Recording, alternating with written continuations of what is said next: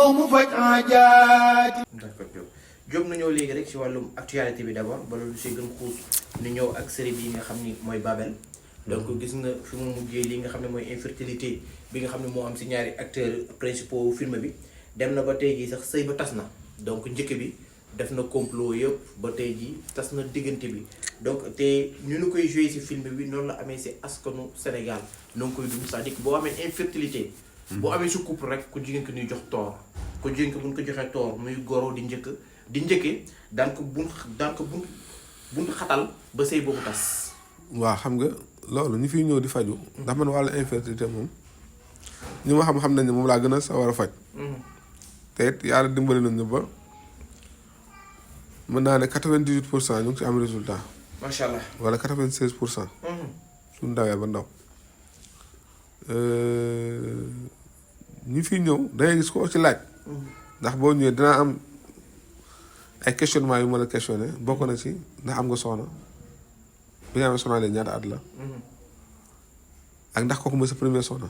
souvent dina la wax ne divorcé naa 2 fois wala divorcé naa benn yoon wala 3 fois. et puis dañ lay cause bi. parfois ñu ne la ndaw si dafa dem ba ni mu ko supporté parce que jigéen bu sëyee at amul doom ñaari at ñetti at day dem ba day. jaxasoo da koy traumatiser. parce que day jàpp ne moom dafa war a am doom pour mun a am bonheur. moo tax sëy yu bëree bëri bu dee ci am infertilité day gaaw a tas. waaw dafay gaaw a tas.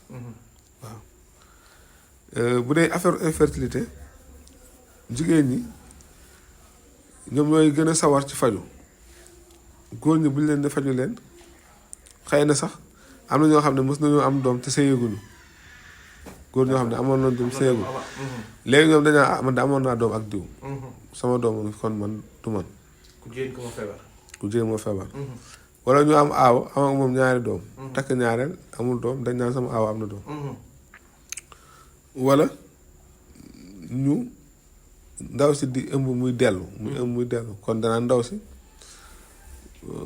moo mënut a porté wala raba ko jàpp fekk yooyu yëpp nit ki bu wàllax njaanam amee problème dina waral mu ëmb muy tuuru loolu su jamono ëmbee mu tuuru su wàllax njaanam amee problème sax dana nga waral mu dem ba kàttanam néew ba nga xam ne day am impuissance sexuelle ni aaraam di waree jóg du jógee noonu day nooy parfois bu demee ba war a ànd ak partenaire am day jéem parfois mu jàll parfois du jàll waaw parfois noonu lay nekk jabar ji dana ko maccal dana jël karité def lu ne pour mu jóg du jóg daay mujj tëdd wan ginnaaw jabar ji wan ko ginnaaw bu ko defee jabar ji naqar yooyu muy am bu yàgga ba yàgg day xëxëri daal koy sippi su waxee 1 2 3 mu ne ko maa ngi jël sama bagage dem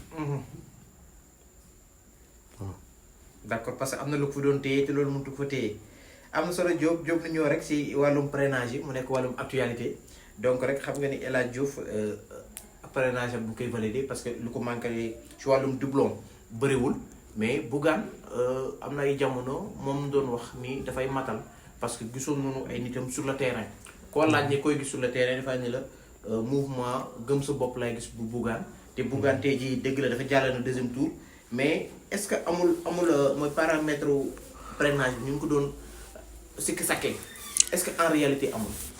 waaw man de li ma gis moom sélection la ndax su demee ba ku mel ni Diomaye Faye patriote yëpp parrainé ko ñu ne dafa war a dem 2e tour.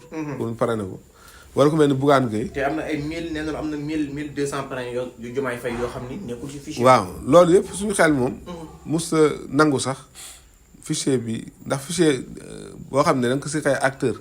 ñoo xam ne ñoom ñoo war a saytu ndax fi ne képp koo xam ne ni jël nga fichier war ngaa xam fichier bi li ci nekk. effectivement Sénégal. dëgg démocratie bi. dafa des. waaw dafa des ak it yorin wi. mais est-ce que tamit opposition bi amul su pas de responsabilité parce que depuis 2019 waroon na mën a porter benn combat boo xam ne daf leen di mën a permettre noo xam en réalité parrainage bi fiche bi nan lay demee.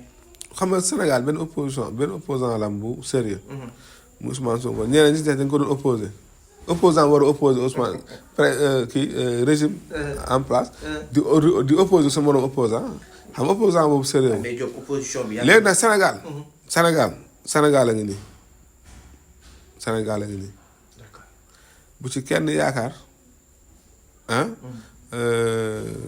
Sénégal bu développé ndax dangay xool fi mu ne nii fii Sénégal eggoon sax ci jéego yi ko Abdoulaye di yore. fi ne dafa gën a deltu ginnaaw te Sénégal boobu maanaam fi ne moom lañu ne Sénégal yëpp di dund ñëpp xam ko te am ñoo xamante ne ñoo yor kii bi ñoo yor appareil d'État yi di def lu leen neex am nag ñoo xam ne ànd nañ ci am ñoo xam ne loolu daf leen neex sax nag ndax fi ne ni yow miy wax ak man journaliste bi yow damay gis sax ne daa mel ni maanaam ni ñu yore réew mi dafa laa neex. non neexuma du question dafa ma neex. mais opposition dafay nekk miroiru gouvernement. mais malheureusement opposition bu faible mooy waral lii. opposition bi kay faible woon ndax ñoom ñoo affaibli seen bopp ndax ñu affaibli seen bopp mooy maanaam opposition bi dafa war a nekk benn mais kenn ku nekk si intérêt personnel moo tax di opposé. opposé woo ngir bëgg Sénégal wala ngir nekk un patriote wala nekk koo xamante ne ni da nga bëgg sa dëkk. mais da nga opposé wu même sax ba ci da nga gis loolu sax day feeñ ci journalistes yi. am na journalistes xam waxtaan nag ñoom da ngay gis ne ñoom fi ne dañuy xaar comprendre nga ku leen démarqué jël leen. ñu yorale sa communication ak n'importe quel xam nga lu mu laaj rek pour yow ñu yorale seen communication pour ñu yorale sa communication l'essentiel nañu am xaalis même su dee li maanaam li ngay prôné enragé wul Sénégal sax. askan bi sax. l'essentiel na nga leen jox seen xaalis. ñu kon donc Diop est-ce que donc suñu société moo feebar. exactement ñu jël xaalis. waaw société bu feebar ngay moo maanaam mooy ngay am foofu. Sénégal société moo feebar te moo tax nag ku mel ni Ousmane Sonko. dootul maanaam sénégalais yi par adapté wuñu sax comportement am wala éthique bi ma am wala déontologie bi. est-ce que du problème bi fa la commencé li ngay wax mooy opposition dans l'opposition moom moo ko créé parce que idéologie bu mu ñëw incarné en réalité la société sénégalaise elle-même moo gëmul loolu. waaw surtout sénégalais transparence jubal. voilà da ngay xool tey boo doon tabax kër maçon bi ngay njëkk a jëflanteel day lekk sa xaalis du àggale sa kër. da ngay mujj soo moytuwul. bàyyi ko jël keneen doo fi nekk nag da nga dem moom ci yoon. du la ko jar. nga jógee foofu plombier bi. boo ko fayee ba lam fa am jeex dootoo ko gis. nga pare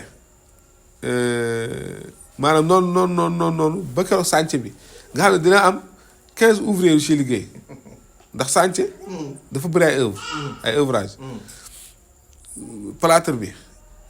kii defar faux plafond bi lekk sa xaalis comprendre ngay wax mu ne yóbbu ma ci yoon parce que jàpp na ñoom ne yoon fi ne koo ci yóbbu tam am dañ ko naan noo ko mën a fayee nga koy fayee effectivement loolu lay wax yow mu xam ne day dem ndax fi ne mënoon la ñoom ñëpp kenn ko nga ne damay dem moom ci yoon bu yàggee yow sax ci boppam yoon moo naan yow yaa teguwul ci yoon d'accord waaw léegi sama sëriñ El Hadj Diouf am 40 000 et quelque jaaxalul la waa xam nga yow mi ma koy laaj xam nga ne xel nanguwul loolu maanaam sama xel loolu mu ngi cee dugg.